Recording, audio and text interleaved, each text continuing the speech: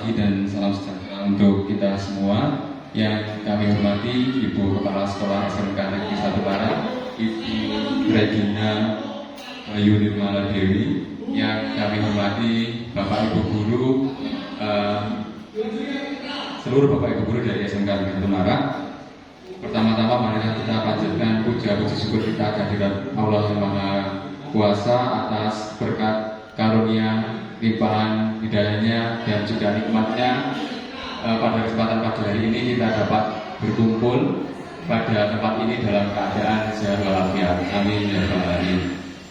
Salawat dan salam semoga tetap terlimpahkan kepada junjungan kita Nabi Agung Muhammad Sallallahu Alaihi Wasallam. Beliau adalah uswah hasanah untuk kita semua. Semoga kita semua senantiasa diberikan kekuatan untuk menjalankan sunnah-sunnah beliau, dan semoga kita salah satu umat yang mendapat syafaat di yaumul qiyamah. Amin ya rabbal alamin. Bapak Ibu yang kami hormati, sebelum acara pada pagi hari ini saya mulai, perkenalkan saya membacakan susunan acara pada pagi hari ini. Susunan acara yang pertama pembukaan, yang susunan selanjutnya sambutan dari dan penguatan dari Ibu Kepala Sekolah, acara ketiga penyampaian materi, dan acara keempat penutup. Bapak Ibu hadirin yang kami hormati, sebelum acara ini kita mulai, marilah acara pada pagi hari ini kita buka bersama dengan membaca bacaan basmalah. Bismillahirrahmanirrahim. Acara yang selanjutnya sambutan dari Ibu Kepala Sekolah sekaligus penguatan kepada kami, kepada beliau kami persilahkan.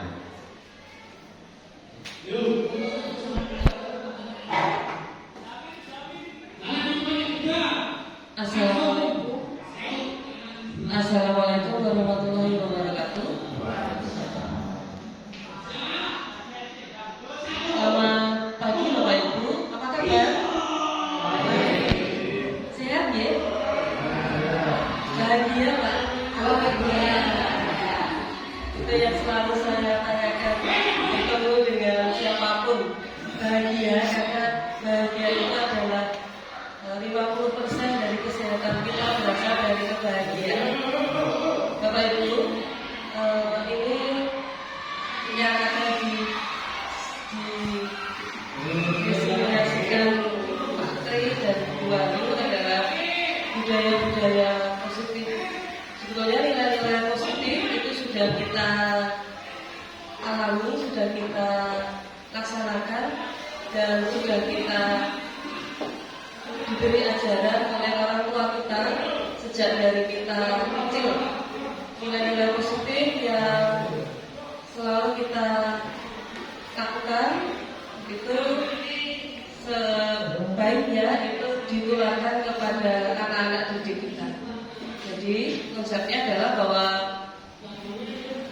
kita sebagai guru, niat kita adalah memberikan pelayanan prima terhadap anak didik kita supaya menjadi manusia yang kritis, manusia yang bertanggung jawab, manusia yang mandiri, seperti yang sekarang dilaksanakan oleh anak-anak kelas 10 itu kan profil pelajar Pancasila. Itu mewujudkan anak-anak yang kritis, mandiri, bertanggung jawab. Bapak Ibu, sebagai guru kita sebagai panutan dari anak didik kita, karena kita sebagai figur. Apapun yang kita lakukan, apapun yang kita laksanakan, apapun yang kita ucapkan, apapun yang kita kerjakan, itu dilihat oleh mereka. Dan apa yang mereka lihat itu sedikit banyak pasti akan diceritakan di rumah, baik itu di lingkungan sekolah adik mereka, atau di lingkungan keluarga mereka, atau di lingkungan masyarakat mereka. Dan apapun yang kita lakukan itu juga pasti diceritakan oleh mereka. Satu mulut anak yang menceritakan, 10 orang yang mendengarkan, itu berarti sudah 10 mulut yang akan menyebarkan. Saya secara pribadi memohon agar budaya-budaya positif yang nanti akan didiseminasikan oleh Pak Tri dan Bu Wahyu itu bisa menjadi brainstorming atau refreshing bagi kita.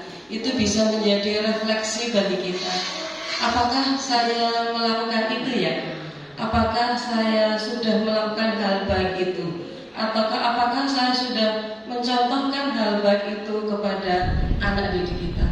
Karena tanpa kita sadari, di bawah sadar kita, pada saat kita melihat anak yang tidak tertib, pada saat kita melihat anak yang kurang baik, pada saat kita melihat anak yang kelakuannya tidak seperti yang kita harapkan, kita pasti akan naik emosinya, pasti akan marah. Itu manusiawi Bapak Ibu. Tetapi kita harus bisa mengendalikan diri kita sendiri. Kita harus bisa merefleksikan apa yang sudah kita lakukan terhadap mereka. Apakah kita sudah memberikan pelayanan yang baik untuk mereka? Apakah kita sudah memberikan apa yang kita bisa berikan pada mereka untuk hal-hal yang baik? Kalau misalnya itu belum, masih ada waktu untuk memperbaiki diri. Jadi ini diseminasi itu untuk para senior menjadi brainstorming. Apakah kita kalau ada anak yang terlambat itu langsung kita hukum? Ataukah hukuman itu mendidik? Ataukah hukuman itu hanya terkesan hukuman fisik? Jadi itu menjadi brainstorming dari kita, refleksi dari diri kita sendiri. Saya berharap di SMKN 1 Melarat semuanya satu bahasa, yaitu memberi pelayanan kepada peserta didik dan mempersiapkan peserta didik menjadi manusia yang kritis, manusia yang bertanggung jawab, manusia yang mandiri, manusia yang bisa mengembangkan dirinya sendiri. Sehingga apa yang disampaikan oleh Pak Tri dan Bu Wahyu, saya kira bukan Pak Tri dan Bu Wahyu lebih tahu ya, tetapi ini hanya sebagai refleksi bagi diri kita. Mungkin nanti kalau setelah apa yang disampaikan Pak Tri dan Bu Wahyu, materi yang disampaikan oleh beliau, kita bisa pulang refleksi, oh ternyata saya harus ada perbaikan dari diri sendiri. Karena kita tidak bisa meminta orang lain berubah pada saat kita sendiri tidak berubah. Kita tidak bisa meminta orang lain maju pada saat kita sendiri tidak ingin maju. Jadi Bapak Ibu, dengan semboyan SMK bisa hebat, SMK bisa, SMK hebat, SMK bisa hebat. Darah dan daging kita adalah SMK. Jadi apapun yang kita berikan kepada siswa adalah mempersiapkan anak untuk bekerja, berwirausaha, atau melanjutkan studi. Akhir kata, wassalamualaikum warahmatullahi wabarakatuh.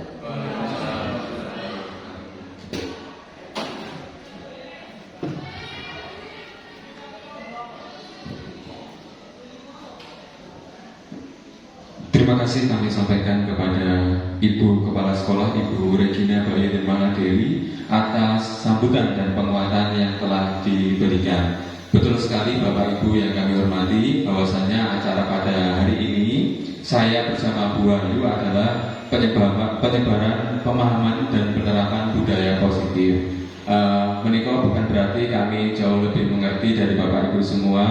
Betul sekali yang dikatakan atau disampaikan oleh Ibu Kepala Sekolah tadi, bahwasanya nanti mungkin bisa dijadikan sebagai refleksi atau brainstorming untuk kita semua, dan selanjutnya kami mendapatkan umpan balik refleksi untuk kami ke depannya dalam melaksanakan program Guru Penggerak. Sekali lagi kami ucapkan terima kasih kepada Ibu Regina Bayu Nirmala Dewi, dikarenakan beliau setelah ini ada kegiatan lain.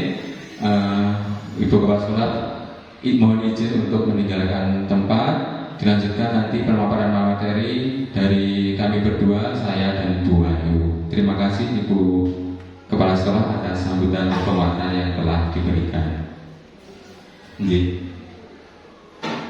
Mohon izin Bapak Ibu.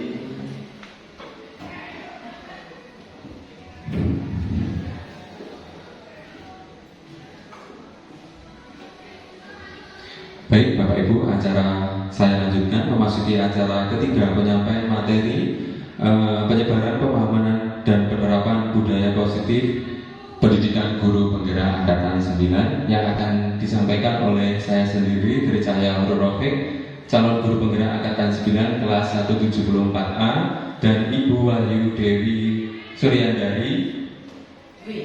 Maaf, saya ulangi lagi, Ibu Wahyu Dewi Suryandari, calon guru penggerak angkatan 9 dari kelas 174A juga. Secara berkolaborasi, kami akan bergantian menyampaikan materi. Baik Bapak Ibu, sebelum materi ke ice breaking terlebih dahulu, supaya nanti kita lebih segar dan lebih semangat dalam mengikuti kegiatan pada pagi hari ini. Mohon izin kami memimpin ice breaking. Ice breaking pertama akan dipimpin oleh Bu Wahyu. Monggo. Sebelumnya, Assalamualaikum warahmatullahi wabarakatuh. Terima kasih kepada Bapak Ibu semua sudah meluangkan waktu untuk kami melakukan pemaparan masalah budaya positif. Sebelum kita mulai ke acara, mari kita lakukan ice breaking terlebih dahulu. Nanti begini Bapak Ibu, dimohon untuk berpasang-pasangan. Jadi berpasang-pasangan dengan teman. Monggo Pak Rafiq boleh. Nanti kita tambahkan itu. Jadi begini, nanti kalau ada kata diva, berarti kan gini, tangan yang sebelah kiri itu telunjuk, yang sebelah kanan nanti menangkap tangan temennya. Jadi kalau nanti ada kata-kata diva, berarti Bapak Ibu guru monggo menangkap. Contoh nih, saya berbicara ada katanya diva, berarti Bapak Ibu guru tangkap temennya. Jadi dua konsentrasi Bapak Ibu guru. Jangan konsentrasi tangan kirinya jangan sampai ketangkap tangan teman satunya, tangan kanan konsentrasi menangkap tangan temennya. Ya, kalau yang tertangkap berarti nanti kalah. Ya, jadi tangkap. Jangan ditangkap. Jadi tangan saja. Contoh. Seumpama nanti saya ada cerita nih, nanti di kelas 10 tata busana itu ada siswa kembar namanya Dina dan Diva. Jadi kalau ada kata Diva dan Diva yang difokuskan Diva, kan ada Dina sama Diva, nanti yang Divanya. Kalau ada kata Diva berarti nanti Bapak Ibu tombol menangkap temannya. Tapi jangan sampai panjenengan semua menangkap tapi ternyata tangannya juga ketangkap. Seperti itu bisa dipahami? Bisa. Mungkin Pak Rosa gandengan sama Pak Kosen saja. Kalau enggak, Bun sama Bu Laras. Duduk nggak apa-apa, kalau sendiri atau duduk saja. Contoh dulu atau langsung ini? Langsung aja, kan sudah dicontoh ini Pak tadi.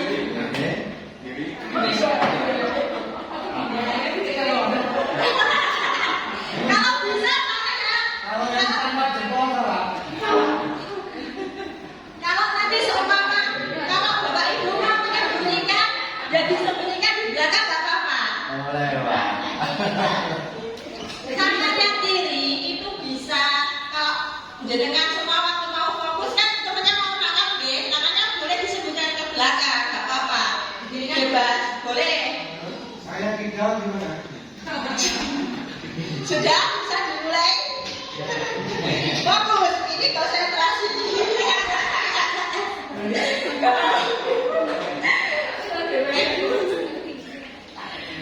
Sudah ya, saya mulai. Kelas 10 tata busana sedang melakukan pembelajaran yaitu pembuatan busana anak. Kebetulan di kelas tata busana ada siswa kembar yang bernama Dina dan Diva.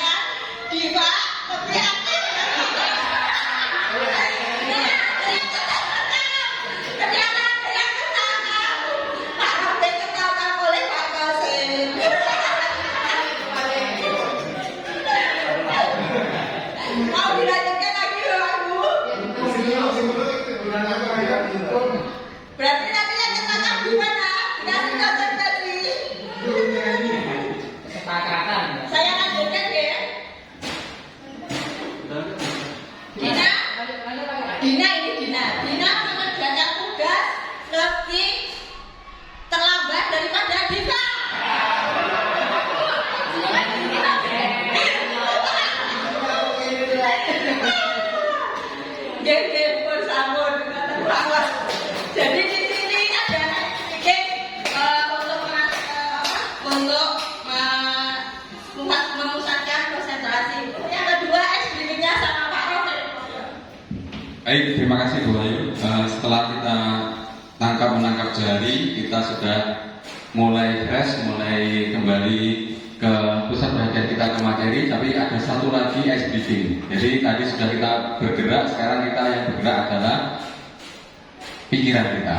Jadi ada ice breaking namanya tebak gambar. Jadi tebak gambar. Jadi ada gambar 1, gambar 2, dan gambar 3. Nah, dari gambar-gambar ini nanti akan memunculkan satu buah kata atau dua buah kata. Jadi ini dari maksud dari gambar ini nanti adalah satu atau dua buah kata. Ya, dari gambar kemudian ada clue berupa tulisan. Ini mohon untuk dirangkai menjadi satu atau dua buah kata. Dari gambar yang pertama mungkin ada yang sudah tahu gambar pertama itu gambarnya apa, ya?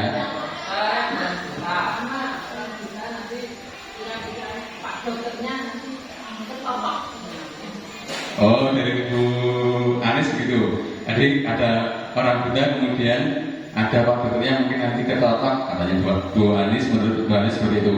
Padahal ini idenya adalah tadi merangkai kata. Dari gambar itu, dari clue yang ada di gambar itu, kata apa yang dimaksud. Jadi bisa terdiri dari satu kata atau dua buah kata.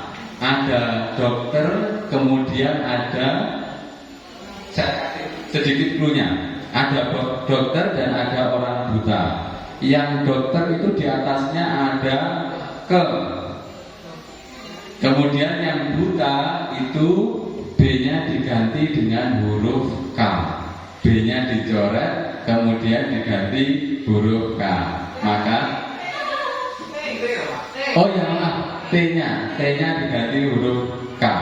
Buta, T-nya diganti huruf K. Ya, ada dokter, kemudian ada kata ke. Sinten yang sudah ketemu? Kebuka.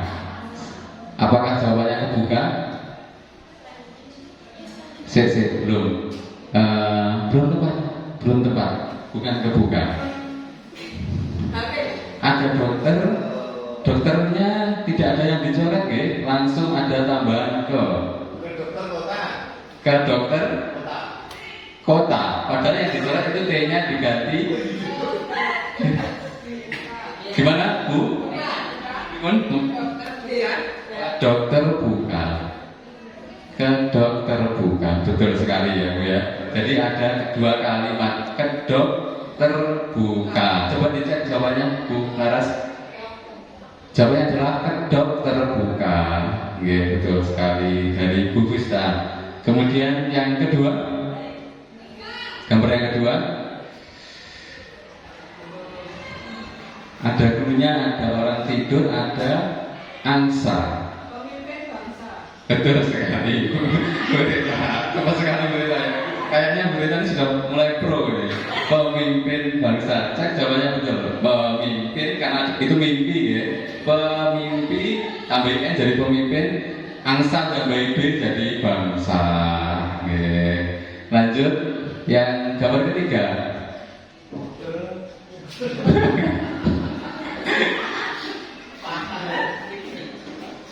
Itu ada gambar seperti itu, kemudian huruf T-nya dicoret, kemudian ada gambar yang kedua huruf apa yang dicoret itu?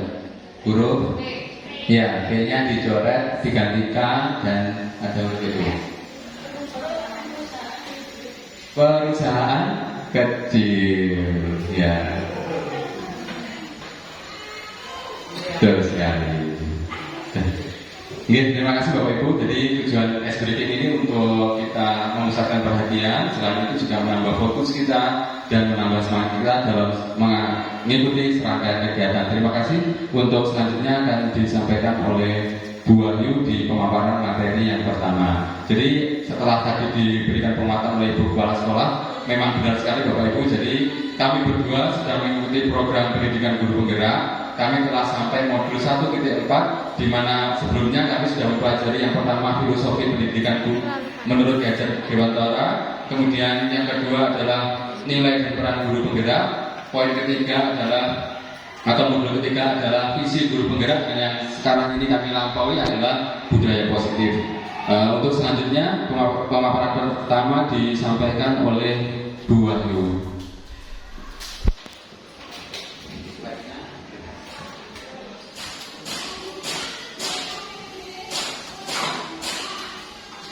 Ini untuk selanjutnya yaitu materi tentang budaya positif. Apa itu budaya positif? Budaya positif merupakan perwujudan dari nilai-nilai atau keyakinan universal yang diterapkan di sekolah. Kira-kira budaya positif apa itu? Perlu apa tidak Bapak Ibu untuk kita terapkan di sekolah? Ya, budaya positif itu perlu sekali kita terapkan di sekolah. Pentingnya membangun budaya positif di sekolah sesuai dengan filosofi Ki Hajar Dewantara, yaitu pendidikan yang berpihak pada murid untuk membantu mencapai visi guru, yaitu jadi kita bisa menerapkan pembelajaran yang berpihak kepada murid atau siswa. Saya yakin di sini Bapak Ibu guru semua sudah lebih berpengalaman dari saya dan Kak Rofik dalam melakukan pembelajaran, karena untuk yang Bapak Ibu guru di sini sudah Bapak Ibu guru yang senior. Jadi pembelajaran itu kita terapkan sebisa mungkin yang berpihak kepada murid atau siswa. Kita memberikan kebebasan kepada murid di saat kita melakukan pembelajaran seperti itu. Berpihak kepada murid itu biasanya kan kalau saya sendiri Bapak Ibu dulu pernah melakukan pembelajaran itu teacher center atau berpusat kepada guru. Jadi kita melakukan ceramah, kita melakukan pemaparan materi, dan di situ anak-anak itu pasif dalam melakukan pembelajaran. Nah, ternyata di sini di program guru penggerak itu ada namanya berpusat pada murid. Jadi pembelajaran itu di mana guru itu sebagai fasilitator, seperti itu. Next.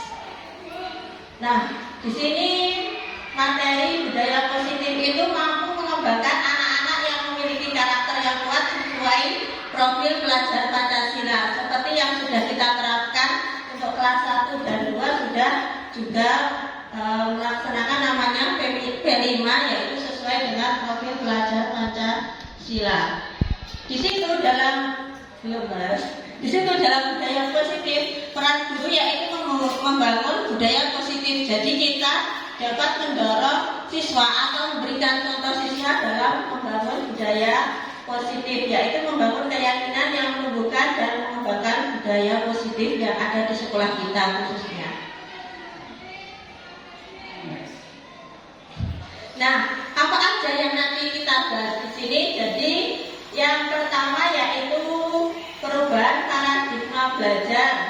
Yang kedua disiplin positif, kebutuhan dasar manusia, nilai-nilai kebajikan, keyakinan kelas, motivasi perilaku manusia, posisi kontrol guru, dan segitiga restitusi. Sebenarnya kemarin itu ada 6, cuma kita kaitkan dengan perubahan pada paradigma belajar.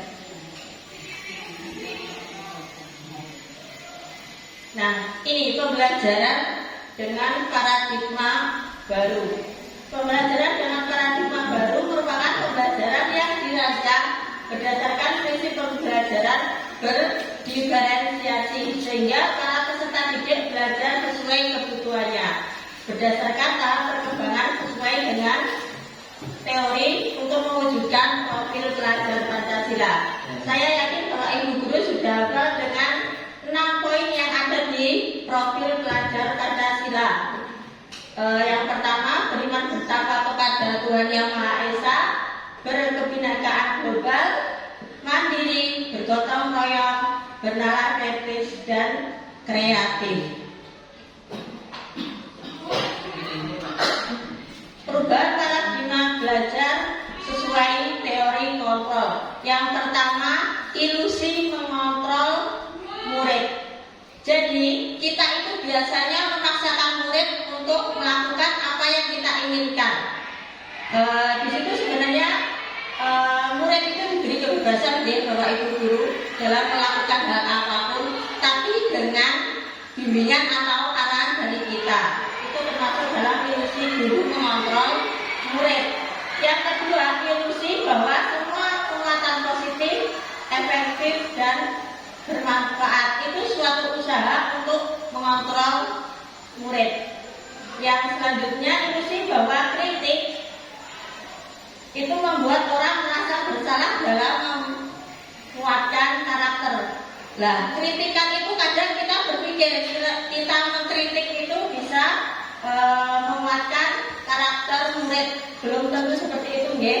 Jadi kadang itu anak merasa bersalah Bapak Ibu kalau kita langsung mengkritik anak. Jadi bagaimana kita bisa membimbing atau mengarahkan anak supaya anak itu tidak, kadang ada yang anak selalu merasa bersalah dengan apa yang sudah dilakukannya. Untuk yang selanjutnya, ilusi bahwa orang dewasa memiliki hak untuk memaksa. Terkadang kita merasa lebih dewasa, kita memaksa contohnya anak didik kita untuk melakukan apa yang kadang peserta didik tidak ingin dilakukan. Ini ada perubahan paradigma stimulus respon ke stimulus kontrol. Contohnya, stimulus respon yaitu realitas kebutuhan kita sama. Kita berpikiran kalau kebutuhan kita itu sama. Kalau di teori kontrol, kebutuhan itu berbeda-beda. Setiap orang memiliki kebutuhan berbeda-beda. Untuk selanjutnya, semua orang melihat hal yang sama. Untuk teori kontrol, setiap orang memiliki gambaran yang berbeda. Kita mencoba mengubah orang agar berpandangan sama dengan kita. Untuk teori kontrolnya, kita berusaha memahami pandangan orang lain tentang dunia. Belum tentu pandangan kita itu sama dengan pandangan orang lain. Contoh, pandangan saya itu anak-anak itu mau melakukan apa yang kita inginkan. Nah, pandangannya Bu Yuli itu barangkali berbeda dengan pandangan saya. Perilaku buruk dilihat sebagai suatu kesalahan. Itu kalau stimulus respon. Kalau untuk teori kontrol, semua perilaku memiliki tujuan. Jadi belum tentu Bapak Ibu anak melakukan dalam artian kesalahan itu kita cat atau kita sudah menjudge-nya dengan perilaku yang buruk. Barangkali dengan apa yang sudah dilakukan anak itu ada tujuan atau ada alasannya tersendiri mengapa anak tersebut melakukan kesalahan itu. Jadi tidak semata-mata semua anak yang memiliki kesalahan itu sudah orang lain bisa mengontrol saya. Kalau teori kontrol itu hanya Anda yang bisa mengontrol diri Anda. Kira-kira cocok apa betul nggih? Jadi kalau untuk stimulus respon itu orang lain itu bisa mengontrol kita. Kalau untuk teori kontrol itu hanya kita sendiri yang bisa mengontrol diri kita sendiri. Nggih kan? Kita masa dengan apa yang kita lakukan itu biasanya sesuai dengan keyakinan atau pendapat apa ya? Kontrolnya dari diri kita, tidak terpengaruh oleh orang lain. Untuk selanjutnya, pemaksaan ada pada saat rujukan gagal. Itu untuk stimulus respon. Kalau untuk teori kontrol yaitu kolaborasi dan konsensus menciptakan pilihan-pilihan baru. Selanjutnya, model berpikir menang kalah. Kalau untuk teori kontrol, model berpikir menang dan menang.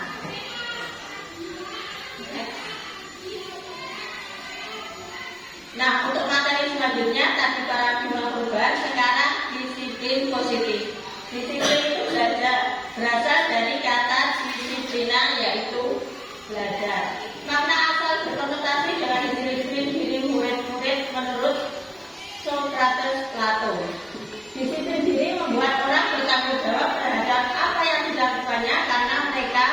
mendasarkan tindakan mereka pada nilai-nilai kebajikan universal.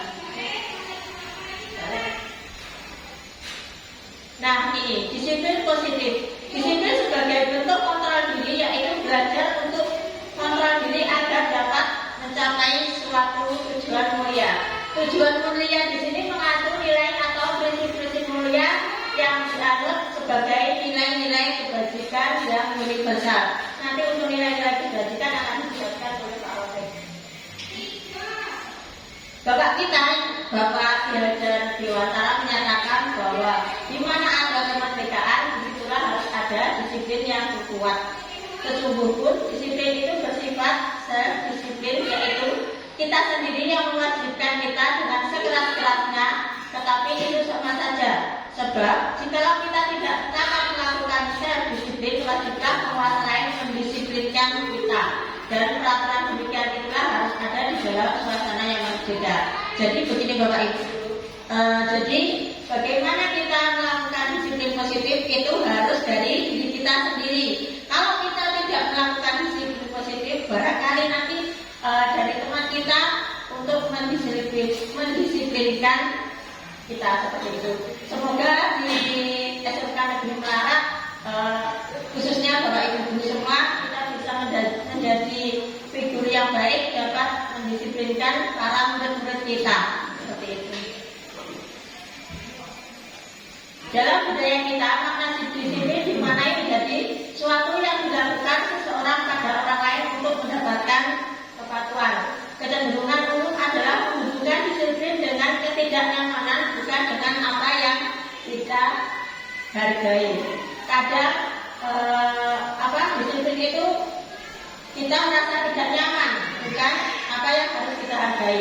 Tujuan dari disiplin positif adalah menanamkan motivasi yang ketiga pada murid-murid kita, yaitu untuk menjadi orang yang mereka inginkan dan menghargai diri sendiri dengan nilai-nilai yang mereka percaya, yaitu nilai-nilai kebajikan universal. Nah, untuk materi selanjutnya yaitu kebutuhan dasar manusia. Kebutuhan dasar manusia yaitu yang pertama, kebutuhan untuk bertahan hidup. Semua orang pasti memiliki kebutuhan untuk bertahan hidup. Yang kedua, cinta dan kasih sayang. Yang ketiga, kebebasan. Yang keempat, kesenangan. Yang kelima yaitu kekuasaan.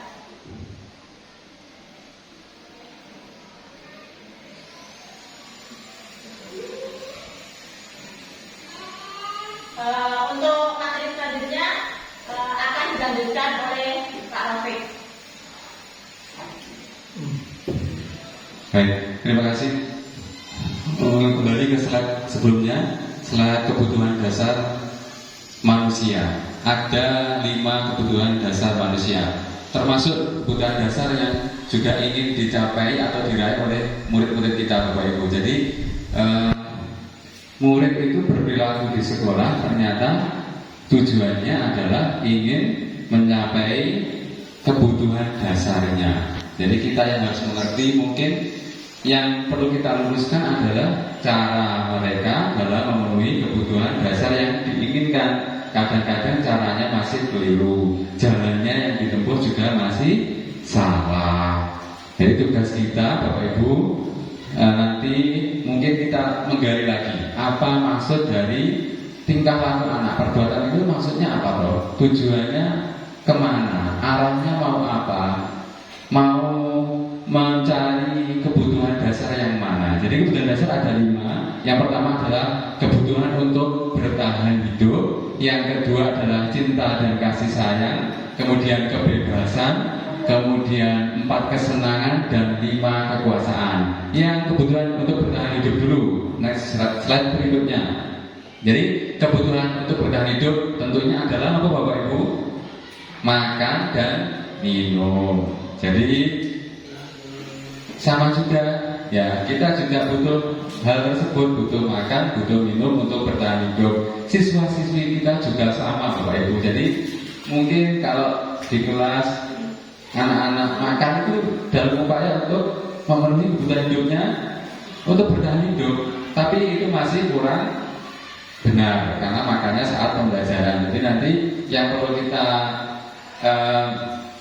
luruskan adalah bagaimana nanti kita mengambil porsi, mengarahkan anak untuk ya boleh makan, tapi nanti ada waktunya sendiri di jam istirahat, atau mungkin nanti kita memberikan kesepakatan 10 menit sebelum pembelajaran diizinkan untuk makan terlebih dahulu. Jadi demikian untuk kebutuhan yang pertama. Yang kedua adalah kebutuhan cinta dan kasih sayang.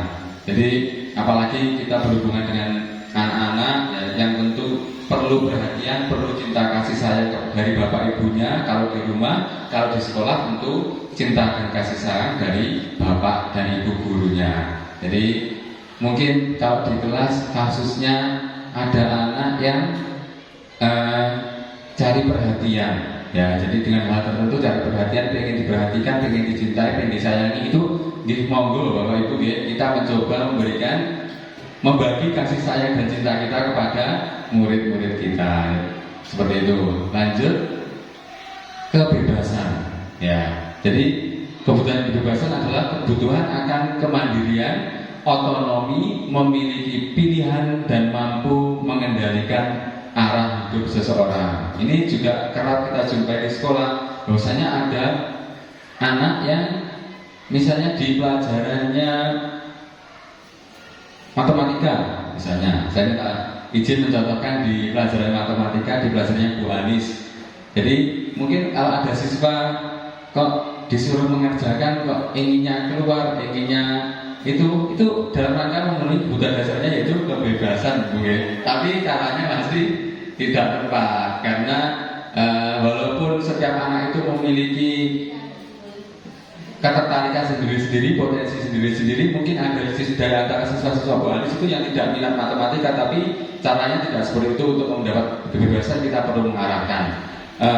Kalau tidak bisa atau tidak suka dengan pelajaran matematika, apakah tidak harus mengikuti pelajaran? Ya harus ya Bapak Ibu ya, karena nanti mungkin di value-nya, di nilai-nilai pokok matematikanya yang bisa dipergunakan di keseharian itu kita bisa masukkan. Oh, matematika itu seperti ini loh, konsep dasar seperti ini. Nanti ke depan matematika itu dapat difungsikan sebagai apa untuk kehidupan kita, seperti itu. Jadi mungkin kalau yang perhitungan yang kompleks tidak terlalu bisa kalau anak yang tidak cinta dengan matematika, tapi bisa dialihkan materinya pada yang dasar, seperti itu.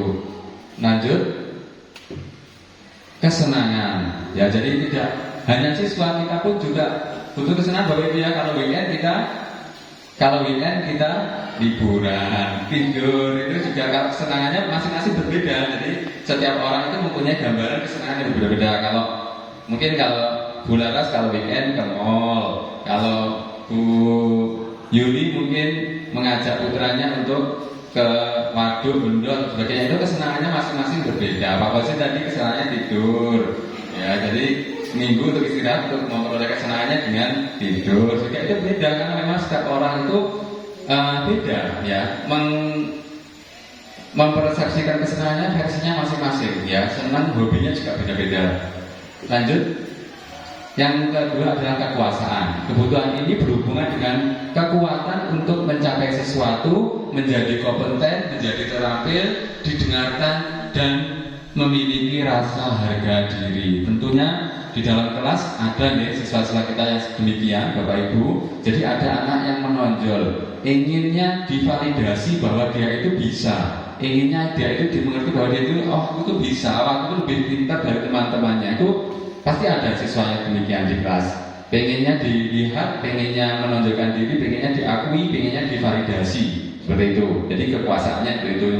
Kita juga perlu meluruskan bagaimana memenuhi kebutuhan dasar yang baik. Ya, jadi kita memberikan apresiasi, juga memberikan kontrol terhadap pemenuhan kebutuhan dasar yang ingin dipenuhi oleh siswa-siswa kita. Lanjut.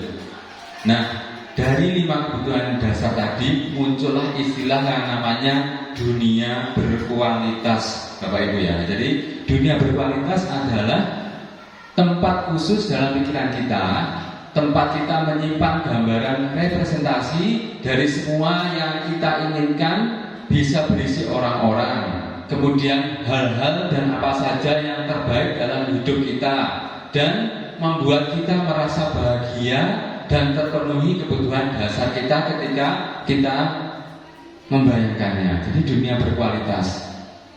Bapak Ibu punya ya dunia berkualitasnya? Punya. Jadi siswa-siswi kita ternyata juga punya dunia berkualitas masing-masing. Nah, ada orang-orang yang dicintai, tentunya keluarga, suami, istri, terus orang tua, terus ada hal-hal yang terbaik, impian, pengen menjadi wakil misalnya. Itu juga masuk dalam dunia berkualitasnya ya.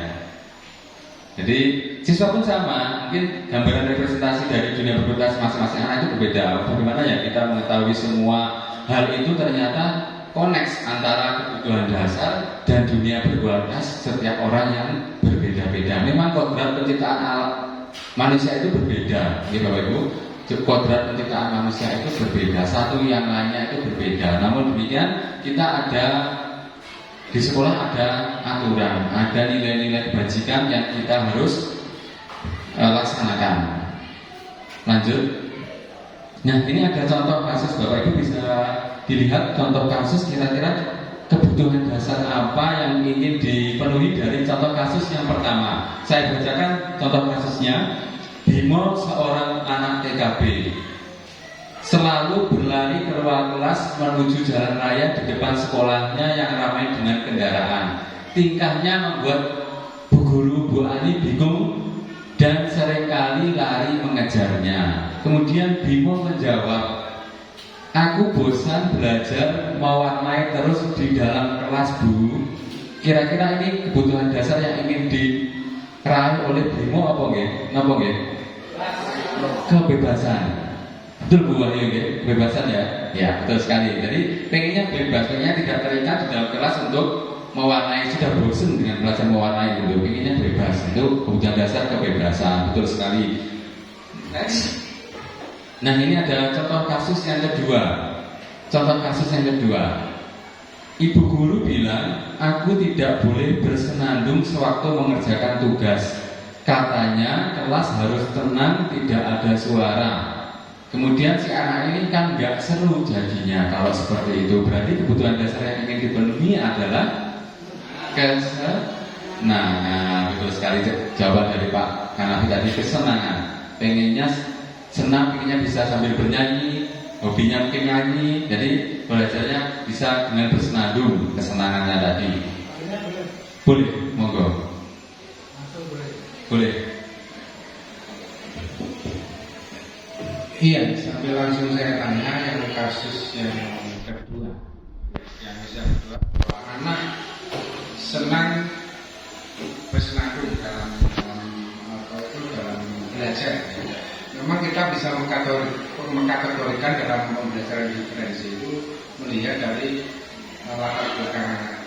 Ada yang sukanya memang dia masuk pelajaran itu dengan auditori, menggunakan bunyi-bunyian, ya, sehingga itu yang perlu digaris bahwa apakah itu tidak kaitannya tidak dengan disiplin tadi, apakah itu bagaimana korelasinya dengan pembelajaran berdiferensiasi yang melihat dari kebutuhan anak. Mungkin itu pertanyaan. Terima kasih. Baik, terima kasih Pak Gosin atas pertanyaannya. Jadi memang kegiatan kita hari ini adalah sharing pemahaman dan juga refleksi untuk kami. Jadi Bapak Ibu nanti jika ada yang ingin bertanya bisa langsung bertanya atau nanti di sesi tanya jawab. Tapi di sela-sela ini malah lebih bagus karena biar sama nyambung di waktu itu juga, biar tidak lupa. Jadi pertanyaan Pak Gosin tadi kaitannya dengan pembelajaran berdiferensiasi, bahwasanya setiap anak itu mempunyai cara belajar yang berbeda. Ada yang auditori, ada yang kinestetik, ya. Kemudian kalau di kelas dengan kasus seperti itu tidak boleh bersenandung sewaktu pembelajaran. Apakah itu membatasi dari kemampuan anak yang auditori, yang inginnya mendengarkan? Jadi betul Bapak Ibu ya, dari pelaksanaan pembelajaran itu kita harus mengetahui bagaimana kebutuhan anak dan bagaimana cara belajar anak. Tetapi yang di konteks kasus ini itu tidak ada korelasinya dengan pembelajaran. Ya, kasus ini adalah bahwasanya itu tidak melalui kesepakatan kelas terlebih dahulu. Jadi kalau kelasnya tidak boleh bersenandung, mungkin di pelajaran agama mungkin nggih. Kalau tidak boleh bersenandung berarti kan tidak boleh mungkin sambil bersenandung. Nah, itu lewat kesepakatan dulu Pak. Lebih tepatnya kalau pengen memberikan pembelajaran yang berdiferensi, nanti ada alurnya, kemudian ada kesepakatan yang sudah disepakati dan beralur sesuai dengan konsep kita. Kalau pembelajaran berdiferensi sambil ini boleh, tentu boleh, tapi mungkin disepakati dulu di awal dalam pelaksanaannya. Jadi tidak kok tiba-tiba kita belajar ngaji tapi anak-anak menyanyi nopo sing sekarang lagu yang sekarang ini lagunya Dirga Sahir misalnya, itu kan juga kurang tepat ya. Jadi itu Pak Mazin ya. Pembelajaran berdiferensi itu penting, cuman dalam konteksnya kita harus melepaskan juga momen mana, melihat waktu, melihat kebutuhan juga, seperti itu. Berikut Pak Mazin. Terima kasih atas pertanyaannya. Lanjut ke kasus nomor 3. Tahun ini saya bacakan langsung. Tahun ini Dimas genap berusia 17 tahun. Ia senang sekali ketika ayahnya mulai mengajarkan cara menyetir mobil. Setiap akhir pekan ia berlatih menyetir. Ia terlihat senang sekali berlatih sampai akhirnya ia bisa menyetir mobil dengan baik dan lancar. Ketika ibunya bertanya pada Dimas, apa yang membuat dia ingin bisa menyetir mobil ketika ibunya bertanya, apa yang membuat dia ingin bisa menyetir mobil? Kemudian Dimas menjawab, ya supaya bisa jalan-jalan, naik mobil sama teman-temanku. Jawabannya seperti itu. Kira-kira ini yang pengen dipenuhi kebutuhan dasar yang mana oleh Dimas? Dimas menjawab, ya biar bisa jalan-jalan Bu, naik mobil sama teman-temanku.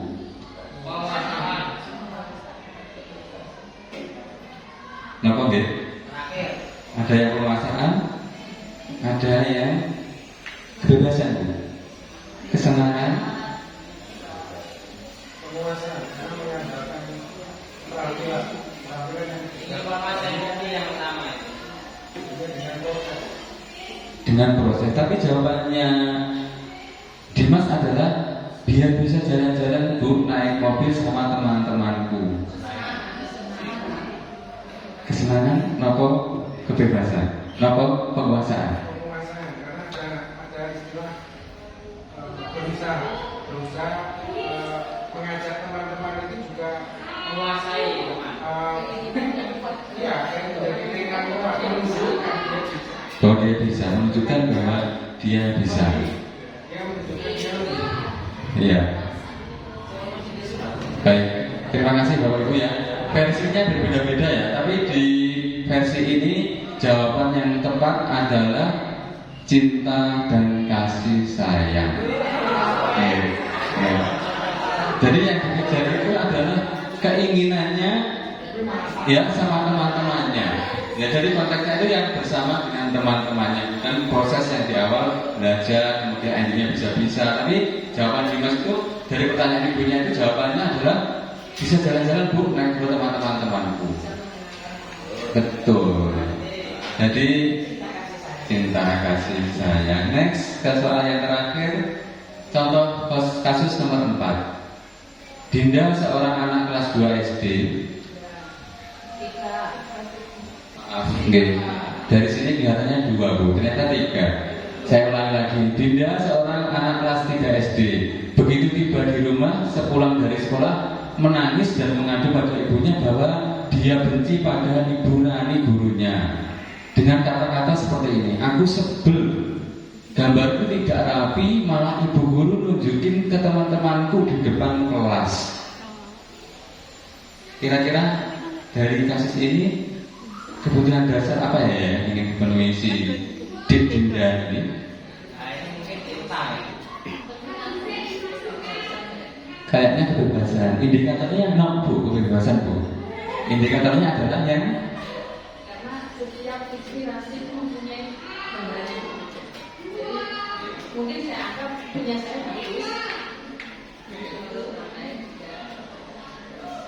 gitu. Jadi gambarannya menurut orang perlu diturunkan. Oke.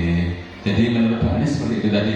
Jadi jawabannya adalah kebebasan. Ada pendapat lain, Bapak Ibu? Cinta.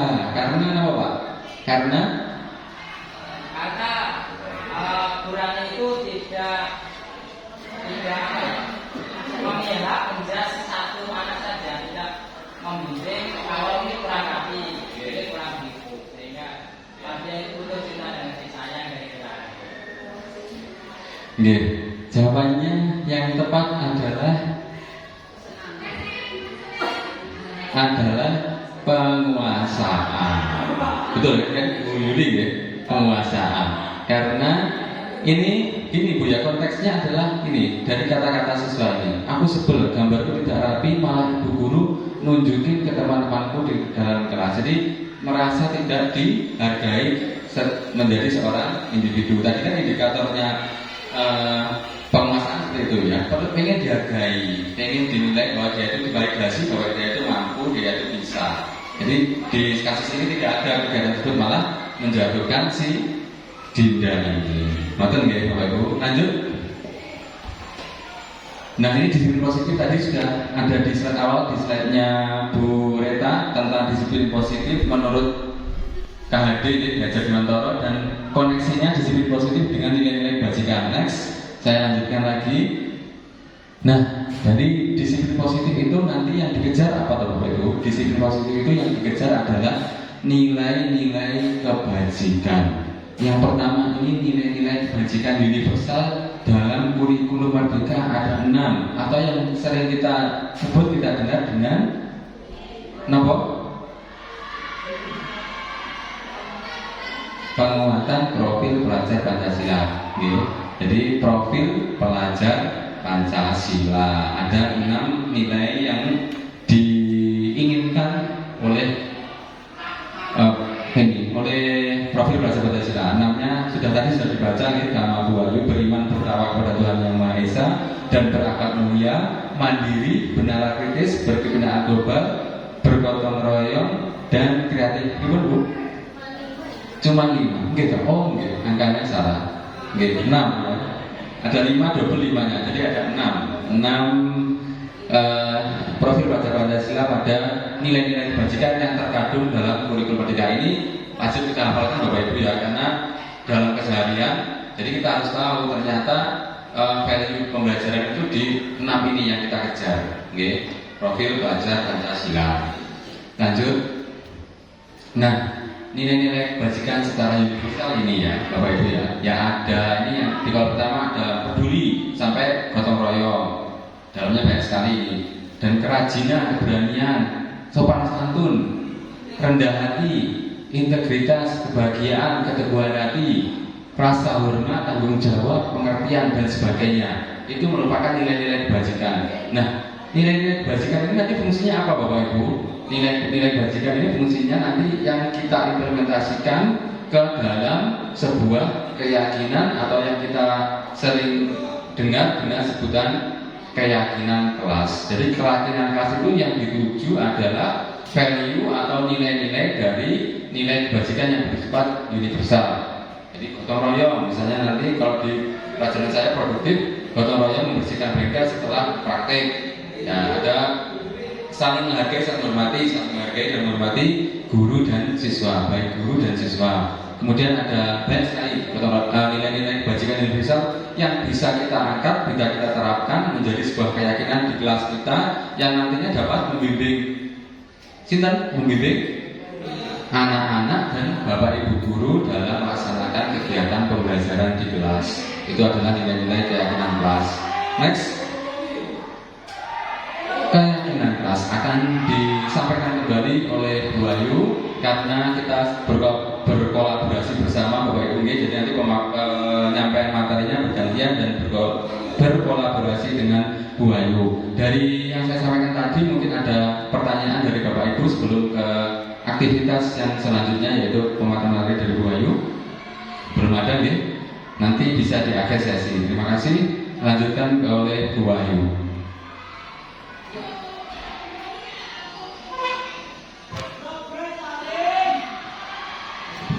Untuk selanjutnya yaitu materi keyakinan kelas. Ini ada kaitannya dengan nilai-nilai kebajikan yang sudah disampaikan oleh Pak Rafiq tadi, Bapak Ibu guru.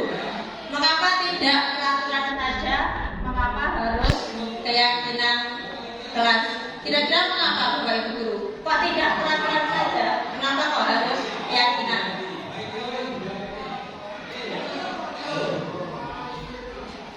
Pak Rafiq. Kalau keyakinan itu berarti semua kedua belah pihak itu meyakini kebenaran tentang aturan.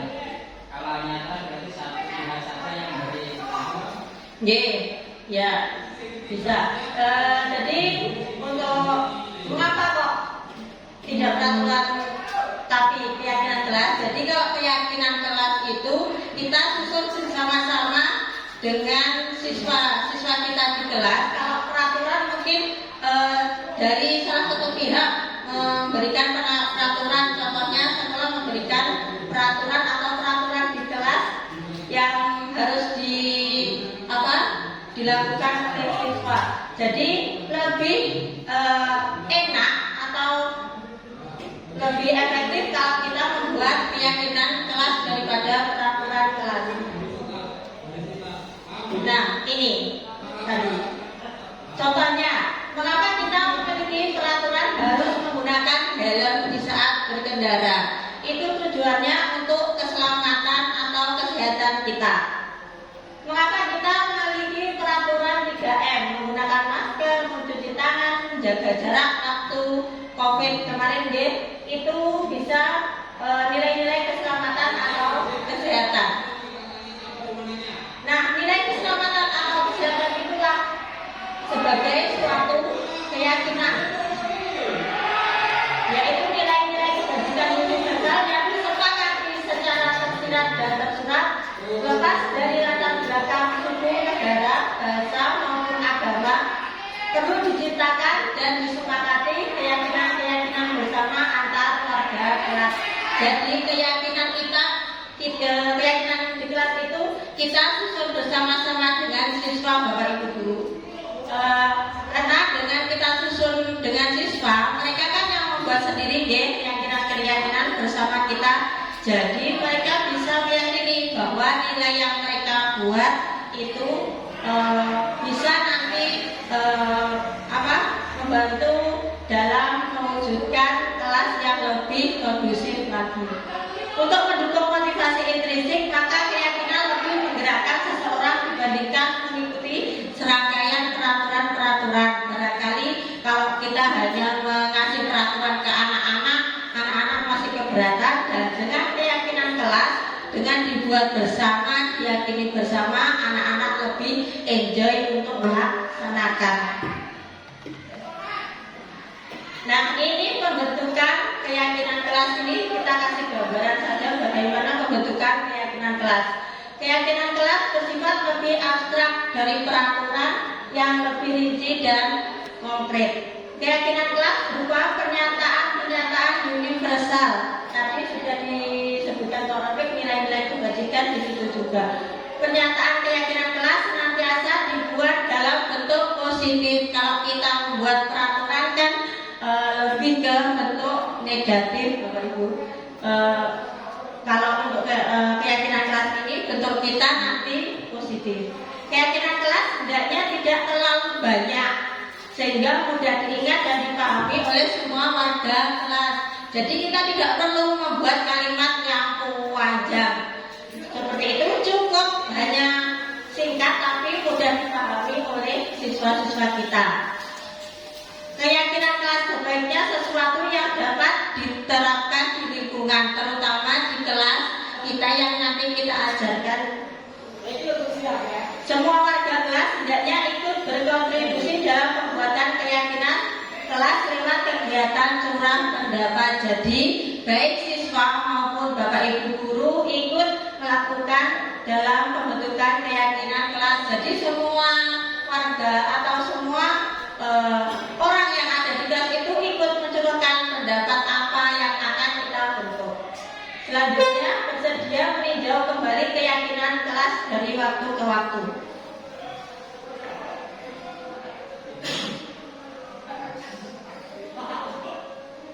ini contohnya Bapak Ibu.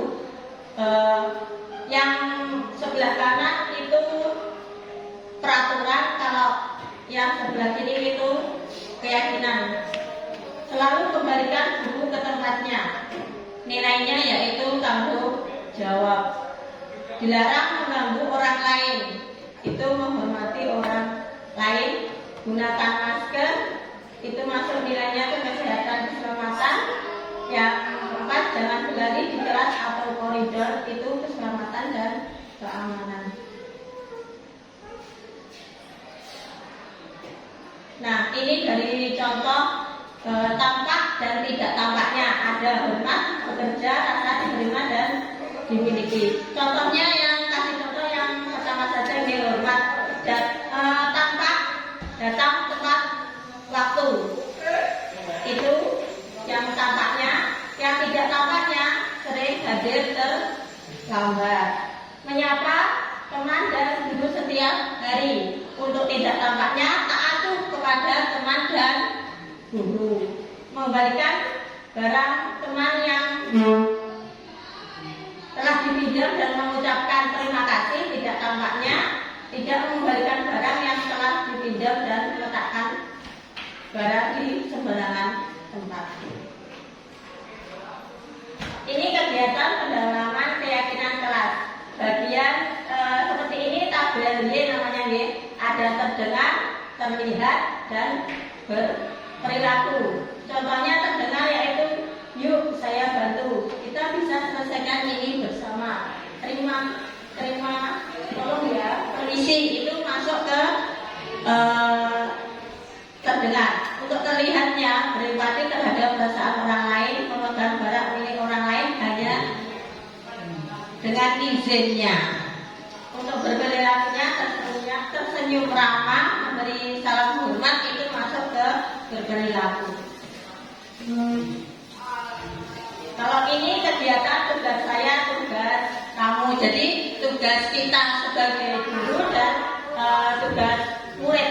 Jadi di sini tugasnya untuk apa dan apa yang tidak dilakukan guru dan murid seperti itu. Dalam di sini contohnya tugas guru mengajar, mendidik, menjawab pertanyaan, memberi nilai, mengatur kelas dan sebagainya itu. Untuk tugasnya murid, belajar, mencoba menghasilkan yang terbaik dari diri, bertanya jika tidak paham, mengikuti peraturan dan lain-lain. Untuk guru tugasnya bukan di sini yang bukan kita tidak boleh menyakiti ataupun disakiti, memaksa kamu untuk belajar, merapikan seperti itu. Nah, ini contoh pembuatan keyakinan kelas di kelasnya Pak Taufik, yaitu kelas TPR. Di sini proses setelah anak-anak membuat keyakinan dilakukan oleh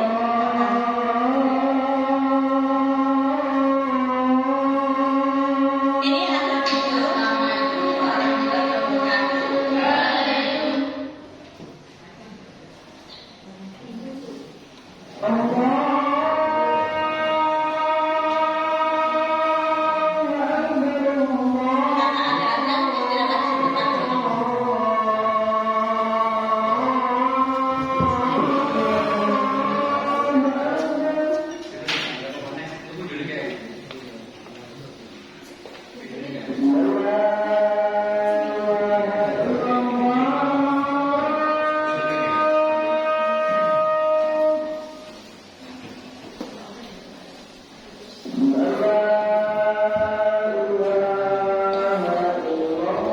Selanjutnya teori motivasi perilaku manusia. Yang pertama, untuk menghindari ketidaknyamanan atau hukuman. Kadang murid kita itu melakukan sesuatu untuk menghindari hukuman dari kita, Bapak Ibu guru. Itu termasuk motivasi eksternal. Untuk selanjutnya, untuk mendapat imbalan atau penghargaan. Murid itu melakukan sesuatu yang mereka kerjakan karena ada imbalannya atau iming-iming dari kita semua. Itu termasuk motivasi eksternal. Untuk menghargai diri sendiri dengan nilai-nilai yang dipercaya menjadi insan sesuai harapan. Itu termasuk motivasi internal, yaitu tujuan dari disiplin positif. Nah, ini ada contoh dari motivasi eksternal.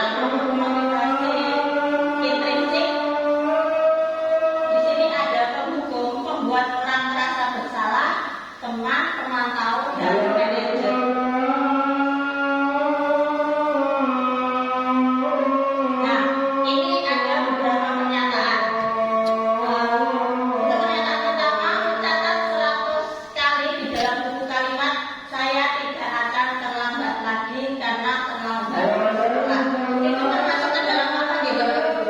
Hukuman atau konsekuensi. Mencatat 100 kali di dalam buku kalimat saya tidak akan terlambat lagi. Termasuk hukuman atau konsekuensi.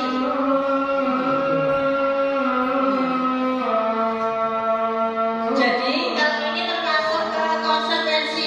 Seperti kata Bu Anis, konsekuensinya karena terlambat ke sekolah, kecuali kalau kita menghukum untuk lari-lari ke lapangan, menggantikan kertas tugas teman yang telah dicoret-coret. Ini masuk ke konsekuensi juga. Mengganti kertas tugas teman yang telah dicoret-coret, ini masuk konsekuensi. Berjemur di lapangan basket pukul 12 siang karena ngobrol dengan teman. G, ini termasuk ke dalam hukuman. Jadi inti dari ini itu kita kalau dalam membuat keyakinan kelas itu sebisa mungkin jangan memberikan hukuman kepada siswa atau peserta didik. Jadi kalau bisa kita memberikan konsekuensi yang harus dijalani oleh siswa yang sudah melakukan kesalahan. Nah, ini ada kasus di bawah Ibu Guru. Ibu Anas, guru kelas 2 SD mendapat masalah. Murid-muridnya tidak bisa tertib berdiri antri di depan pintu kelas dan selalu berebutan masuk ke dalam kelas setelah istirahat usai. Ini tentunya sangat mengganggu proses pembelajaran, di mana kelas tidak dapat mulai tepat waktu karena Ibu Anas sibuk menenangkan murid-muridnya untuk waktu cukup lama. Akhirnya Bu Anas berpikir cepat dan mengandalkan stiker bintang. Setiap murid-murid akan masuk ke kelas usai jam istirahat. Bu Anas akan mengiming-imingi murid-muridnya dengan stiker bintang. Siapa yang dapat berdiri lurus dan berbaris rapi antri di depan pintu dapat stiker bintang dari Bu Anas. Sebagian besar murid-muridnya menyambut tantangan tersebut dan langsung berdiri rapi di depan pintu agar mendapat stiker bintang. Hal ini terus dilakukan Bu Anas selama beberapa minggu. Karena untuk berhasil membuat murid-muridnya berdiri rapi antri di depan pintu, sampai pada suatu saat Bu Anas sakit dan terpaksa digantikan oleh Pak Heru. Pak Heru tidak mengetahui tentang stiker bintang dan benar saja pada saat masuk ke kelas usai jam istirahat, murid-murid kelas 2 kembali berebut masuk kelas. Apa yang terjadi dan mengapa? Nah, kira-kira apa motivasi murid kelas 2 untuk bersedia antri sebelum masuk kelas? Motivasinya apa, Bapak Ibu? Ya, karena diiming-imingi untuk mendapatkan stiker bintang, mereka mau tertib untuk berbaris di depan kelas. Kira-kira ada cara lain membuat untuk bersedia antri tanpa diberi stiker bintang? Ada cara lain supaya tidak anak-anak itu melakukan pembelajaran dengan tertib, karena kan stiker tadi deh iming-imingnya karena ada penghargaan. Nah, supaya anak-anak itu biar bisa tertib tapi tidak ada iming-imingnya atau tidak dapat stiker bintang, dengan cara apa? Kira-kira cara yang lain? Ya, seperti diucapkan Bu Anis, dengan cara pembiasaan. Jadi anak-anak dibiasakan untuk tertib tanpa kita harus iming-imingi stiker atau penghargaan, karena lewat pembiasaan anak-anak akan terbiasa mengikuti mengikuti pembelajaran kita dengan tertib. Nah, ini dihukum oleh penghargaan. Penghargaan maupun hukuman adalah cara-cara mengontrol perilaku seseorang yang menghancurkan potensi untuk pembelajaran yang sesungguhnya. Jadi sebenarnya nih Bapak Ibu Guru, kalau kita memberikan penghargaan kepada siswa terus, itu sebenarnya dapat menghancurkan potensi anak sendiri. Karena kenapa? Kadang kalau kita memberikan penghargaan itu anak-anak itu melakukan kegiatan atau melakukan hal apa, itu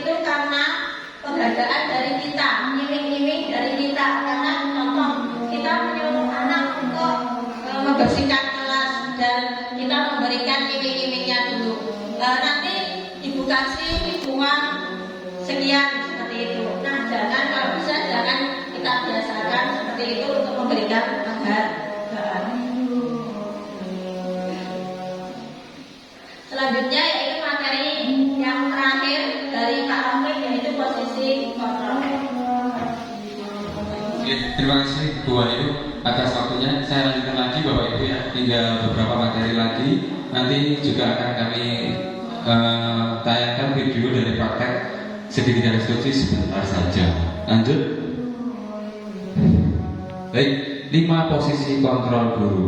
Ada 5. 1 penghukum, pembuat rasa bersalah, kemudian yang 3 sebagai teman, pemantau dan manajer. Ini adalah 5 posisi kontrol guru. Lanjut, saya jelaskan penghukum. Penghukum artinya menggunakan hukuman fisik maupun verbal. Kalau yang pembuat orang merasa bersalah menggunakan keheningan yang membuat orang lain merasa tidak nyaman bersalah, biasanya dengan kata-kata. Ya, nanti ada contohnya. Kemudian yang ketiga sebagai teman, guru tidak menyakiti murid, tetap berupaya mengontrol melalui persuasi. Yang keempat pemantau. Yang keempat pemantau ini posisi pemantau berdasarkan pada peraturan-peraturan dan konsekuensi. Jadi penindakan atas peraturan-peraturan dan konsekuensi yang ada. Yang kelima adalah manajer. Guru berbuat sesuatu bersama murid, mempersilahkan murid bertanggung jawab perilakunya, mendukung murid menemukan solusi atas permasalahannya sendiri. Jadi ada di antara kelima posisi kontrol guru ini tentu kita sudah mengaplikasikan di Bapak Ibu di keseharian kita. Tentunya juga bervariasi, mungkin dari saya berbeda dengan juga dari Bapak Ibu guru dalam mengatasi permasalahan anak dengan 5 posisi kontrol yang ada. Jadi sudah kita terapkan. Namun apakah posisi kontrol yang kita terapkan itu sudah tepat? Tentu kita masih berupaya. Ya, jadi saya sendiri juga berupaya. Jadi dari 5 posisi kontrol restitusi ini yang paling ideal kita terapkan adalah pada posisi manajer. Tapi apakah kita sudah pada posisi tersebut? Mari kita merefleksikan diri kita, Bapak Ibu ya. Saya juga demikian, Bapak Ibu juga diharapkan demikian agar pada posisi ideal sebagai posisi kontrol seorang manajer. Next. Nah, ini dari contoh penerapan posisi kontrol, ini tabelnya kecil, semoga terbaca. Jadi ada contoh, nyatanya saya bacakan satu saja. Di penghukum menghadik, menunjuk-nunjuk, menyakiti siswa. Ya, jadi kalau tidak ada salah seperti itu. Kemudian membuat orang merasa bersalah itu biasanya dengan perkataan halus tapi mengenai hati, Bapak Ibu. Kenapa kamu kok seperti itu? Seharusnya kamu tidak seperti itu. Kamu kok nggak ngerti? Pak guru, Bu guru itu sudah melakukan yang terbaik. Kamu kok berbuat salah seperti itu? Halus tapi menyakiti hati, mengenai hati. Kemudian sebagai teman, membuatkan alasan-alasan untuk muridnya dengan kata-kata, ayolah lakukan demi ibu. Seperti teman ya, kita pendekatannya seperti teman. Jadi ayolah lakukan ini demi ibu.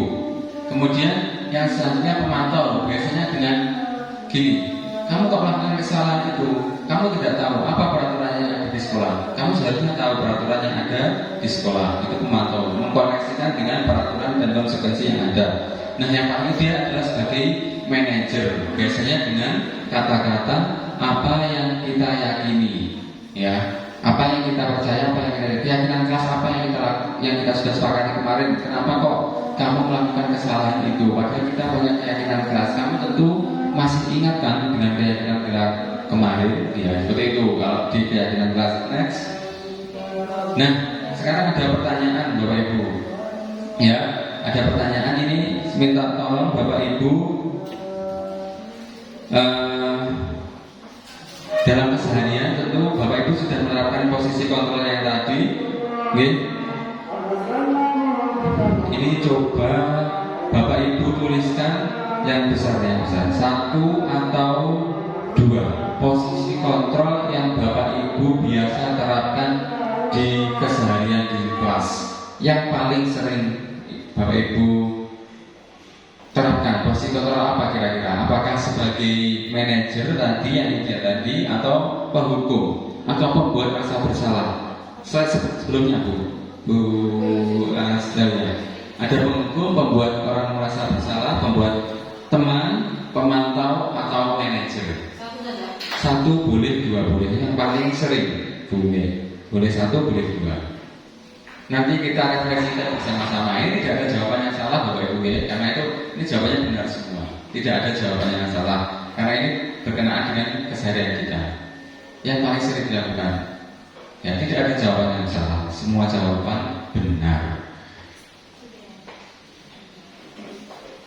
Nanti kita coba refleksikan bersama-sama. Tidak ada yang salah dengan jawaban Bapak Ibu semua. Oke. Ya. Sudah, oke. Coba kita refleksikan bersama dari jawaban Bapak Ibu. Oke. Mungkin yang belum Bu Ayu bisa diambil, kemudian sambil mengambil kita refleksikan bersama-sama. Mana nanti yang paling banyak? Okay. Yang pertama ada teman dan manajer. Yang kedua teman. Yang ketiga penghukum, pemantau. Yang keempat penghukum. Ya, ada bervariasi sekali. Ini Bapak Ibu nanti yang lain masih proses menulis, tapi kita bahas dulu ya. Yang paling banyak ini adalah teman dan penghukum. Itu ternyata sama juga dengan saya ini. Okay. Kemarin saya juga lihat kalau anak salah itu biasanya kita hukum. Kalau anak berbuat hal mungkin kita juga begitu sebagai teman, karena anak-anak kita anak-anak yang sudah beranjak dewasa. Jadi mungkin kita kayak seperti teman itu enak, nyaman gitu ya. Tetapi begini Bapak Ibu, memang posisi kontrolnya ideal itu manajer, tetapi di penerapannya nanti kita bertahap untuk pada level yang ideal tersebut. Tentu dari penghukum itu kita rubah menjadi sebuah tadi apa Bu? Bapak Ibu, konsekuensi. Jadi kita memberikan pemahaman ke anak dulu kalau melakukan itu konsekuensinya apa toh ya. Tapi juga tidak boleh diberikan penghargaan, karena penghargaan itu sifatnya malah merusak kebahagiaan tujuan. Contohnya biasanya seperti ini, kalau penghargaan merusak kebahagiaan itu kalau misalnya kita punya anak di rumah, anak kita kelas 3 SD, namanya misalnya dia tulisan bentuknya Clay, nanti kalau kamu sudah bisa membaca, ibu belikan sepeda, bisa gitu ya, kalau anak-anak ya. Kemudian kalau kamu iso nanti kamu sudah bisa sampai juz Iqra juz atau sudah masuk ke Al-Quran, sudah selesai Iqra-nya, nanti bapak belikan hadiah HP misalnya. Itu untuk sebuah penghargaan, itu juga dilarang Bapak Ibu, karena penghargaan itu akan merusak dari nilai keberhasilan anak sendiri. Bahwasanya anak itu kalau sudah bisa membaca, dia itu sudah menang, dia artinya sudah bisa memperoleh hasil ya kebahagiaan sendiri. Dengan penghargaan itu justru akan merusak kebahagiaan anak tersebut, karena dengan nanti endingnya anak akan berupaya kalau ada hadiahnya, kalau ada seperti itu ya penerapannya. Next. Jadi posisi kontrol Bapak Ibu itu tidak ada yang salah. Mungkin nanti kita berupaya Bapak Ibu bersama-sama berkolaborasi bersama. Bagaimana nanti kalau kita awalnya sebagai penghukum, sebagai teman atau sebagai pembuat rasa bersalah, itu kita alihkan kepada posisi manajer untuk anak-anak kita bersama. Next, restitusi.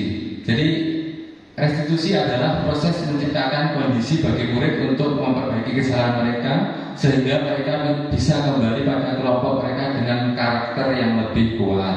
Tujuannya menjadi orang yang meragai nilai-nilai kebajikan, kemudian manfaatnya bagi murid menjadi lebih memiliki tujuan, lebih disiplin, positif, memulihkan dirinya. Jadi restitusi ini adalah proses menciptakan kondisi murid kembali pada kondisi semula, kondisi benar. Jadi kita tidak berfokus pada salahnya murid, tetapi kita berfokus pada solusi yang akan kita berikan untuk permasalahan yang dihadapi murid.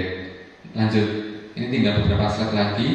Ciri-ciri restitusi mulai dari yang pertama, kemudian yang ini yang paling penting adalah nomor 3 ya, menuntut untuk melihat ke dalam diri, kemudian fokus pada karakter bukan tindakan.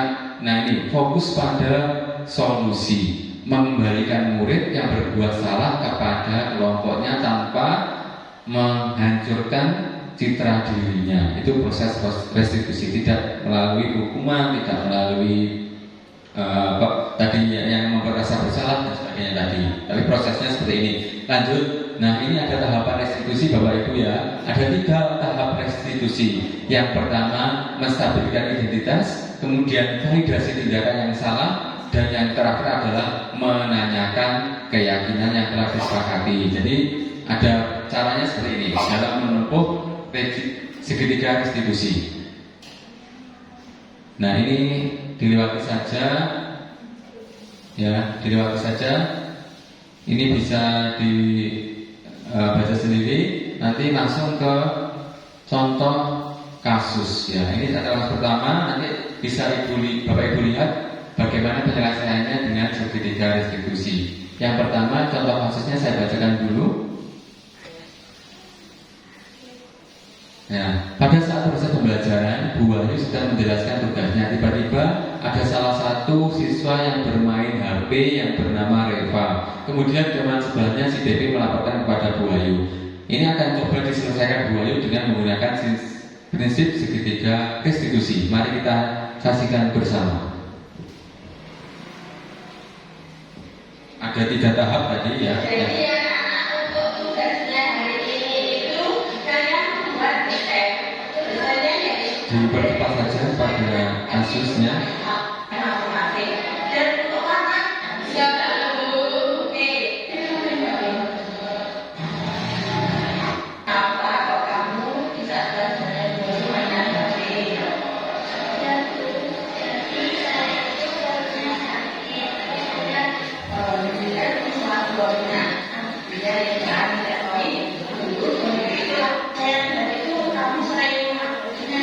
Nah, ini pada menstabilkan identitas dengan pertanyaan-pertanyaan tadi. Kemudian ada validasi tindakan yang salah. Guru itu pengen tahu kenapa kamu berbuat seperti itu, apa alasan yang mendasari kamu melakukan tindakan seperti itu.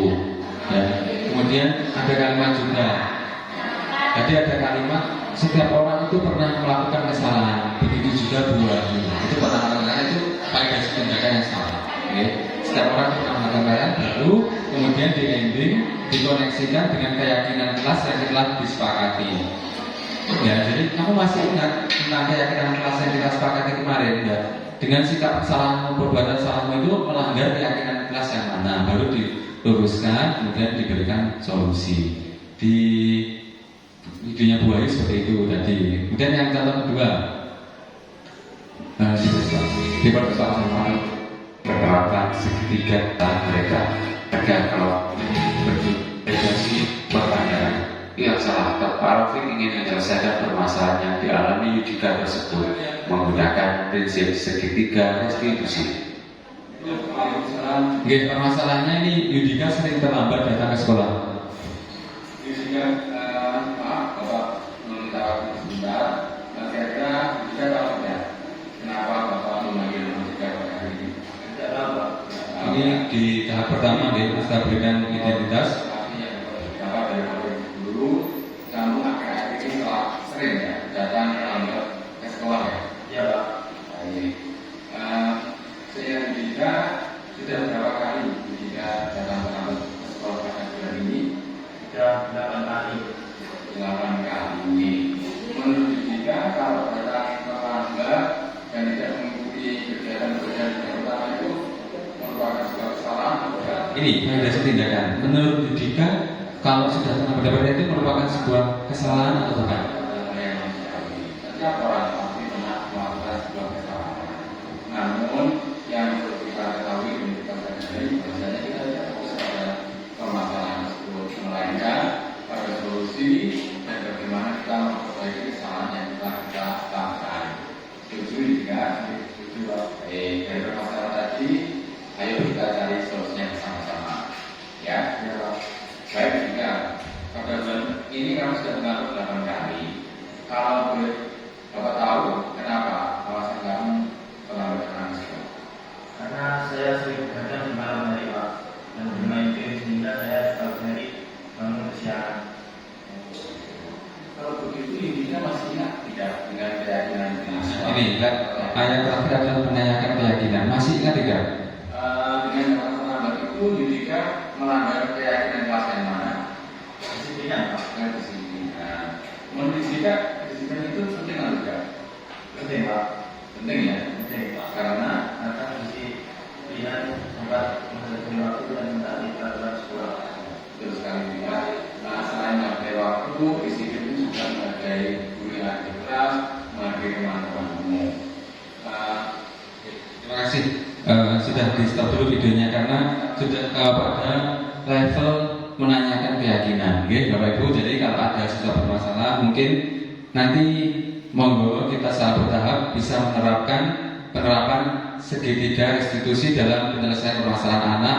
Mulai dari tadi yang pertama adalah menstabilkan identitas, kemudian validasi tindakan yang salah, kemudian kita menanyakan keyakinan sehingga akan ketemu solusi dari permasalahan anak tanpa ada hukuman, melainkan kita beralih kepada keyakinan kelas yang diraih dengan konsekuensi yang harus dilakukan ketika melanggar keyakinan yang telah disepakati. Demikian mungkin presentasi dari saya dan Bu Wahyu. Intinya pada kesempatan kali ini adalah kegiatan kami berdua. Ini merupakan rangkaian kegiatan dari program pendidikan guru penggerak angkatan 9, di mana kami telah melampaui pendidikan di modul 1. Di modul yang terakhir adalah budaya positif. Harapannya nanti secara bersama-sama dan berkolaborasi saya dan Bu Wahyu bisa menumbuh kembangkan budaya positif di sekolah, tentunya juga dari dukungan dari Bapak Ibu guru semua di SMK Negeri 1 Melaka. Dan besar harapan kami nanti Bapak Ibu guru yang ada di sini yang datang di acara pada pagi hari ini bisa bergabung pada kegiatan atau pendidikan guru penggerak di angkatan yang saat ini buka, yaitu angkatan 9. Nanti kita bisa berkolaborasi bersama untuk memajukan sekolah lewat dari implementasi pendidikan guru penggerak yang kita lalui. Jadi pentingnya kolaborasi dalam kegiatan guru penggerak ini sangat penting karena kita tidak bisa berjalan sendiri Bapak Ibu. Guru penggerak ini sebagai wadah kita untuk mengembangkan ilmu dan mencari inspirasi baru, insight baru, tapi pengembangannya kita butuh dengan dukungan dan kolaborasi Bapak Ibu guru. Ada rangkaian kata dengan kolaborasi, bahwasanya kalau ingin berjalan cepat maka berjalanlah sendiri. Dan apabila kita ingin berjalan jauh, maka berjalanlah bersama-sama. Terima kasih, mungkin itu saja yang bisa kami sampaikan dari kegiatan designasi kami pada pagi hari ini. Atas partisipasi dan semangat Bapak Ibu kami ucapkan terima kasih. Kami tutup. Ada tambahan dari Bu Wahyu? Oh iya, pertanyaan mungkin sebelum saya tutup, ada pertanyaan dari Bapak Ibu? Tadi sudah diwakili Pak Wasin, mungkin Pak Wasin ada lagi? Bisa. Oke. Kalau sudah tidak ada Pak Wasin? Nggih. Nggih, Bapak. Nggih.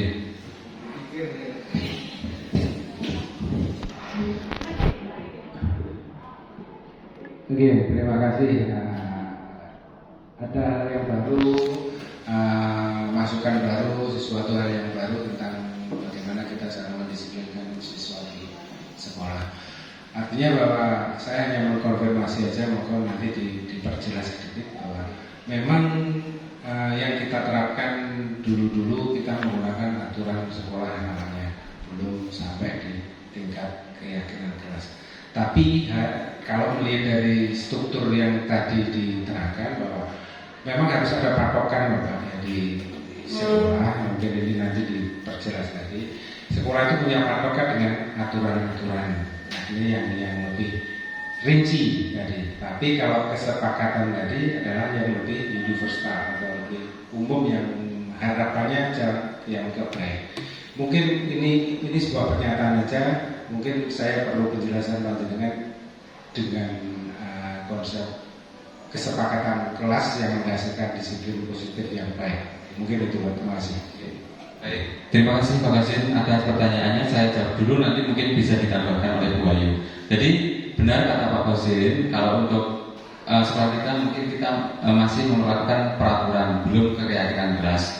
Apakah peraturan itu harus dihilangkan dari ganti keyakinan kelas? Tidak Bapak Ibu ya, karena peraturan yang ada di sekolah itu mungkin sudah ada yang baik.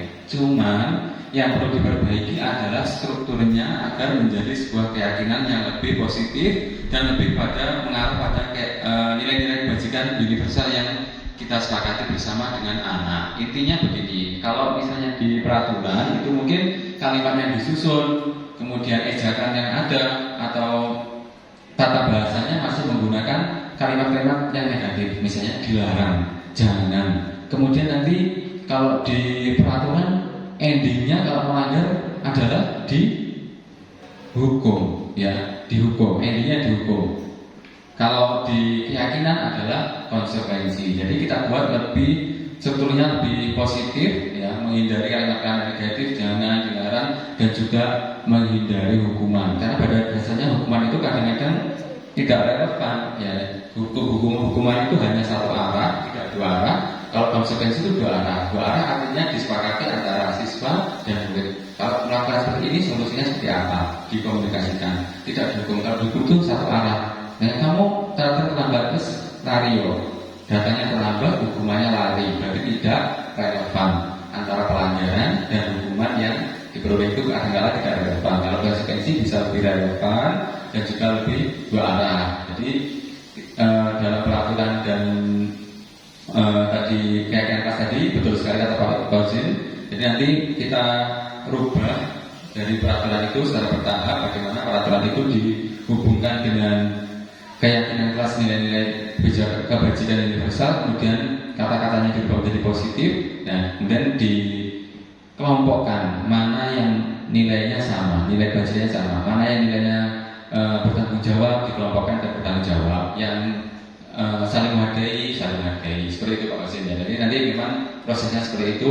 Maka dari itu ini langkah kami masih sangat panjang dari pendidikan guru penggerak ini. Ada tambahan? Mungkin tambahan dari saya untuk masalah keyakinan kelas, kalau saya kemarin melakukan itu tetap mengacu kepada peraturan-peraturan sekolah juga. Kemarin sudah saya terapkan di jurusan busana, kebetulan di kelas saya yang saya ajar itu saya ajak untuk menyusun sebuah keyakinan kelas, tetap mengacu kepada peraturan-peraturan khususnya peraturan-peraturan yang ada di sekolah itu. Contohnya kemarin ada anak membuat keyakinan itu agak meleset dari peraturan itu, sudah saya kaji ulang, kan saya suruh menulis juga di sticky note seperti itu, saya suruh tempel. Setelah itu bersama-sama saya kaji ulang juga mana yang nanti akan masuk dalam keyakinan-keyakinan kelas yang bisa disepakati bersama. Karena terkadang kalau kita tidak mengkajinya ulang, keyakinan itu anak-anak membuatnya kadang seenaknya sendiri seperti itu. Tetap kita mengacu kepada peraturan-peraturan yang ada di sekolah seperti itu, Bapak Ibu Guru. Mungkin ada yang ditanyakan lagi dari Bapak Ibu Guru? Cukup ya? Terima kasih untuk waktunya. Terima kasih Bapak Ibu Guru sudah banyak meluangkan waktunya untuk kita berdua melakukan diseminasi aksi nyata modul 1.4 tentang daya positif. Mungkin barangkali nanti kita akan mengajak Bapak Ibu juga lagi, barangkali akan merepotkan lagi panjenengan semua untuk kegiatan-kegiatan kita, mendukung kegiatan-kegiatan kita di kegiatan program guru penggerak, khususnya angkatan 9 dan kelas saya yaitu 174A bersama dengan Pak Rafiq. Demikian dari kami. Mohon maaf bila ada salah kata. Mohon maaf. Di sini kami seperti yang diucapkan Pak Rafiq, di sini kami tidak untuk menggurui panjenengan semua. Di sini kami memberikan pengalaman kami juga di program guru penggerak. Semoga dengan program guru penggerak ini nanti bisa membuat sekolah kita lebih baik lagi, menuju ke perubahan-perubahan lebih baik lagi, mewujudkan visi yang kita inginkan semuanya. Seperti itu. Demikian dari saya dan Pak Rafiq. Sekali lagi mohon maaf. Wabillahi taufiq wal hidayah. Wassalamualaikum warahmatullahi wabarakatuh.